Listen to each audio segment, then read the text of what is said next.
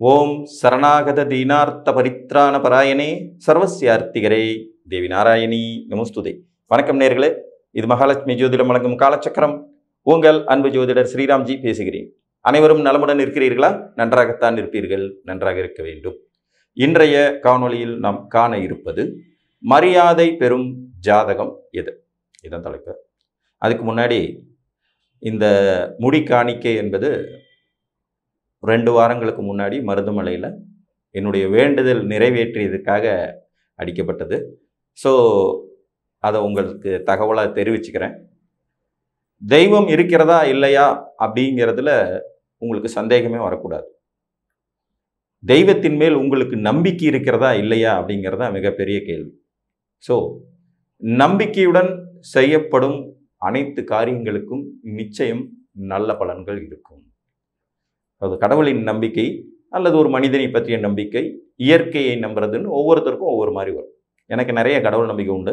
நான் சார்ந்திருக்கும் தொழில் ஆன்மீகம் சார்ந்ததுங்கிறதுனாலையும் நாம் சொல்கிற நல்ல விஷயங்கள் மற்றவர்களுக்கு சரியானபடி நடக்க வேண்டும் என்பதில் ஆழ்ந்த நம்பிக்கை கொண்டவன் என்பதனாலேயே அடிக்கடி இந்த மாதிரி வேண்டுதலெல்லாம் வச்சுக்குவோம். நான் நிறைய மலை மேல் இருக்கக்கூடிய கோயில்களுக்கு ட்ராவல் பண்ணுறத பழக்கமாகவே வச்சுருக்கேன். சபரிமலைக்கு 2 மாதங்களுக்கு ஒரு முறை தமிழ் மாத பிறப்பு டயத்தில் போவோம். பழனி, மருதமலை, இந்த மாதிரி திருப்பதி, மலை மேல் இருக்கும் தெய்வங்களை தேடி சென்று வணங்குவதுங்கிறது ஒரு பழக்கமாகவே வச்சுருக்கோம். இது கோயம்புத்தூரில் இருக்கிற மருதமலைக்கான முடி காணிக்கை. மரியாதை பெறும் ஜாதகம் எது?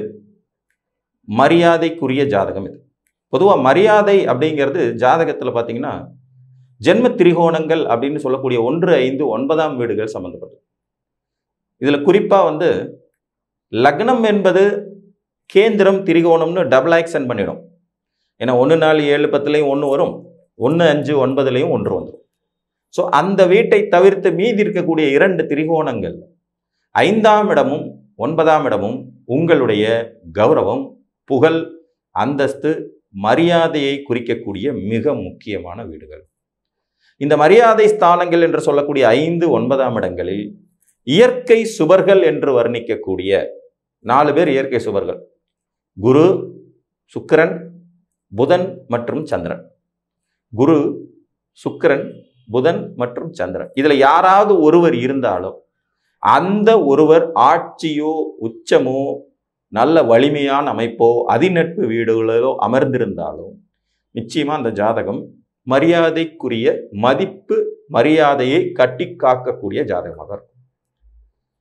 உங்கள் லக்னாதிபதி என்று சொல்லக்கூடியவர் 5ஆம் இடத்திலோ 9ஆம் இடத்திலோ சென்று அமர்ந்திருந்தாலும் இந்த 5ஆம் அதிபதி அல்லது 9ஆம் அதிபதி உங்கள் லக்னத்தில் அதிநட்பு நிலையில் அமர்ந்திருந்தாலும் அல்லது ஆட்சி உச்ச நிலை பெற்றிருந்தாலும் நீங்களும் மரியாதைக்குரிய, மற்றவர்களால் மதித்து மரியாதை செலுத்தக்கூடிய மனிதர்களாய் மாறுவீர்கள் என்பது நிதர்சனமான உண்மை. இப்போ ஒரு உதாரணம் பார்க்கலாம். ஒரு மீன லக்ன ஜாதகம். இந்த மீன லக்னத்துக்கு குரு பகவான் 5ஆம் இடத்துல இருக்கார். இப்ப லக்னத்திற்கு 5ஆம் இடத்தில் குரு அமர்ந்திருக்கிறார், உச்ச பவர்ல இருக்காரு. இன்னொரு உதாரணம் பார்க்கலாம். ஒரு மேச லக்ன ஜாதகம்.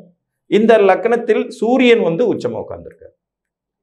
இந்த 2 விதிகளிலும் பார்த்தீங்கன்னா, ஒன்றில் லக்னாதிபதி 5ஆம் இடத்தில் இருக்கிறார், இதுவும் மரியாதைக்குரிய ஜாதகம், மதிப்பு மரியாதைகளை பெற்றுத்தரக்கூடிய அமைப்பு உள்ள ஜாதகம். இன்னொன்றில் 5ஆம் அதிபதி லக்னத்தில் உச்சமாக இருக்கிறார், இவரும் மரியாதைக்குரியவர் தான், மதிப்பு மரியாதைகள் இவருக்கு தானாகவே தேடி வரும் அமைப்பு உள்ளது அப்படிங்கிறது மாதிரி எடுத்துக்கலாம். இன்னொரு உதாரணம் பார்க்கலாம். ஒரு கும்பலக்ன ஜாதகம். இந்த கும்பலக்னத்திற்கு 5ஆம் அதிபதி புதன் லக்னத்திலும் 9ஆம் அதிபதி சுக்கிரன் லக்னத்திலும் இருக்கிறார்கள். இதுல புதன் திக்பலம் பெறுகிறார், சுக்கிரன் அதிநட்பு பெறுகிறார். இப்ப லக்னம் கும்பம், இவருக்கு 5ஆம் அதிபதி 9ஆம் அதிபதி இருவரும் லக்னத்தில் நல்ல நிலையில இருக்காங்க. இதுவும் ஒரு மதிப்பு மரியாதையை பெறும் அமைப்பு உள்ள ஜாதகம். உங்கள் லக்னாதிபதி 5ஆம் அதிபதி 9ஆம் அதிபதியோடு இணைந்த நிலையில் 1, 5, 9 என்கின்ற இந்த 3 திரிகோணஸ்தானங்களில் எங்கேனும் ஓரிடத்தில் அமர்ந்திருந்தாலும், இதில் யாரேனும் ஒருவர் ஆட்சி உச்சம் பெற்றிருந்தாலும் நீங்கள் பிறந்தது முதலாகவே மற்றவர்களால் மதிக்கப்படும், கொண்டாடப்படும், மரியாதைக்குரிய நபராக வளர்வீர்கள். இந்த மதிப்பு மரியாதைங்கிறது நீங்க வளர வளர வளர வளர அடுத்த கட்டத்துக்கு நகர்ந்து கொண்டே இருக்கும். அதற்கு ரொம்ப முக்கியத்துவமும் தருவீங்க. சரி, மதிப்பு மரியாதையை வச்சுட்டு என்ன சார் பண்றதுன்னா, கண்டிப்பாக அதன் மூலம் வளர்ச்சியும் இருக்கும். அதிர்ஷ்ட ஸ்தானங்கள் அப்படின்னு தான் இந்த 5, 9ஆம் வீடுகளை சொல்லுவாங்க. குலதெய்வத்தினுடைய அனுகிரகம், பூர்வ புண்ணியம், புத்திர சந்தான விருத்தி, கௌரவம், உயர்கல்வி மேன்மை, பட்டப்படிப்புகள், மற்றவர்களால் மதிக்கப்படுவது, சார்ந்த குலத்திற்கு பெருமை சேர்ப்பது, அனைத்திலும் வெற்றி பெறுவது, சூட்சும வழிகளில் முன்னேறுவது, பூர்வீகத்தின் மூலமாக வளர்ச்சி அடைவது, இந்த மாதிரியான முக்கியமான ஸ்தானம் 5. அதே மாதிரி உயர்கல்வி, நல்ல குருமார்கள், தகப்பன் வழி யோகங்கள், தகப்பனால் கிடைக்கக்கூடிய நன்மைகள், நல் அதிர்ஷ்ட வாய்ப்பு, நீண்ட தூர பிரயாணம், வெளிநாட்டில் வசிக்கும் தன்மைகள், குருமார்களின் ஆதரவு, பட்ட மேற்படிப்பு, ஆராய்ச்சி கல்வியில் சாதனைகள் புரிவது, இதையெல்லாம் கொடுக்கக்கூடிய இடம் 9. ஸோ இப்போ இந்த 2 வீடுகள் ரொம்ப ரொம்ப இம்பார்ட்டண்ட்டான வீடுகள். ஒரு ஜாதகத்தில் லக்னாதிபதியானவர் இந்த வீட்டு அதிபதிகளோடு தொடர்பு. ஏன்னா மோஸ்ட்லி பார்த்தீங்கன்னா 12 லக்னங்களுக்கும் 5ஆம் அதிபதியும் 9ஆம் அதிபதியும் நண்பர்களாக மட்டுமே இருப்பார்கள். கேந்திராதிபதிகள் நண்பராகவும் இருக்கலாம், பகையாகவும் இருக்கலாம். இப்போ சிம்ம லக்னத்துக்கு கேந்திராதிபதியான 7 கூடைய சனி ஜென்ம பகை கிரகம், சூரியனுக்கும் சனிக்கும் ஆகவே ஆகாது. ஆனால் அதே சிம்ம லக்னத்துக்கு 5ஆம் அதிபதியான குருவோ 9ஆம் அதிபதியான செவ்வாயோ பகை பெறுவதற்கான வாய்ப்பே கிடையாது. இவர்கள் ஆத்மார்த்தமான நண்பர்கள். அதனால தான் இந்த 1, 5, 9இல் 1 என்பது கேந்திரத்திலும் இடம்பெறும் என்கின்ற அடிப்படையில் 5 மற்றும் 9ஆம் அதிபதிகளின் வலு, அவர்களின் இணைவு, அவர்கள் வீட்டில் லக்னாதிபதி சென்று அமர்வது, அவர்களின் நட்சத்திர சாரத்தில் அமர்வது. இது ஒரு உதாரணம் பார்க்கலாம். ஒரு மிதுன லக்ன ஜாதகம், லக்னாதிபதி புதன், 5 குடையவர் சுக்கிரன், 9 குடையவர் சனி. இந்த புதன் சனி பகவானுடைய நட்சத்திரமான பூசம், அனுசம், உத்திரட்டாதியில் அமர்ந்திருந்தாலோ அல்லது சுக்கிரனுடைய நட்சத்திரங்களான பரணி, பூரம், பூராடத்தில் அமர்ந்திருந்தாலும் ஜாதகர் மற்றவர்களால் மதிக்கப்படும் ஒரு நிலையை அடைவார். இதுல என்ன ஒரு சூட்சுமம்னா, இது கொஞ்சம் லேட்டா கிடைக்கும். ஏன்னா நேரடியா அந்த 5, 9ஆம் அதிபதிகளுடைய தொடர்புகளை பெறுவதற்கும் 5, 9ஆம் அதிபதிகள் லக்னத்தோடு தொடர்பு கொள்வதற்கும் இந்த நட்சத்திர சாரம் பெறுவதற்கும் வித்தியாசம் இருக்கு. நட்சத்திர சாரம்ங்கிறது கடை நிலையில வேலை செய்யக்கூடிய ஒன்றா இருக்குங்கிறதுனால இந்த மாதிரி லக்னாதிபதி போய் 5ஆம் அதிபதி 9ஆம் அதிபதியோடைய நட்சத்திர சாரத்தில் இருக்கும்போது அது மோஸ்ட்லி பார்த்தீங்கன்னா நட்பு வீடுகளாக இருக்கிறது 1, 2 இடத்துல தான் இருக்கும். மோஸ்ட்லி பகை வீட்டில் வரும். அது ஒரு சிக்கல் இருக்கும். இப்போ உதாரணமா அதே மிதுன லக்னத்துக்கு எடுத்துக்கோங்க. ஆயில்யம், கேட்டை, ரேவதி இந்த 3 புதனுடைய நட்சத்திரங்கள். சனியுடைய நட்சத்திரங்களும் அங்கேயே தான் இருக்கும். அனுசம், பூசம், உத்திரட்டாதி. இதுல கடகம் புதனுக்கு அவ்வளவா ஆகாத வீடு, விருச்சிகம் புதனுக்கு அவ்வளவா ஆகாத வீடு, மீனத்துல புதன் நீச்சமே அடைவார். அப்ப இந்த 3 வீடுகளில் தனது நண்பர்களின் நட்சத்திரத்தில் அமரும் பாக்கியதை புதனுக்கு உண்டு. பாக்கியாதிபதியினுடைய நட்சத்திரத்தில் அமர்ற பாக்கியதை உண்டு என்றாலும் அது கடுமையான போராட்டங்களுக்கு பிறகுதான் பலனளிக்கும் முறையா போகணும். ஏன்னா லக்னாதிபதி அங்க வீக்கர் ஆகிறார் இல்லைங்களா, அந்த மாதிரியான அமைப்பு.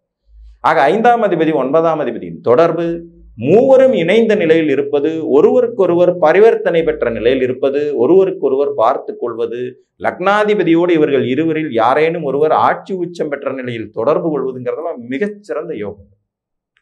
மிகச்சிறந்த யோகங்கள்.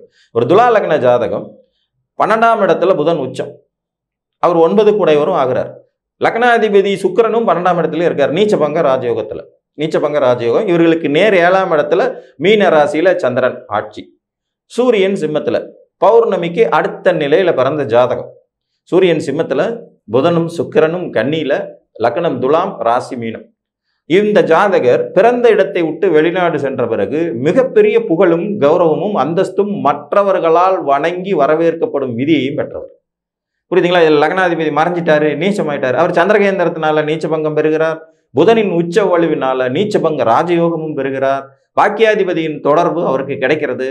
அருமையான யோகங்களை வாழ்க்கையில அனுபவிச்சார். ஆனா பிறந்த ஊர்ல இல்ல, வெளியில போன பிறகு அந்த 12ஆம் இடம் வேலை செஞ்ச பிறகு அவருக்கு அந்த புகழ் கௌரவம் கிடைக்க பெறுகிறது. இதுதான் சூற்று.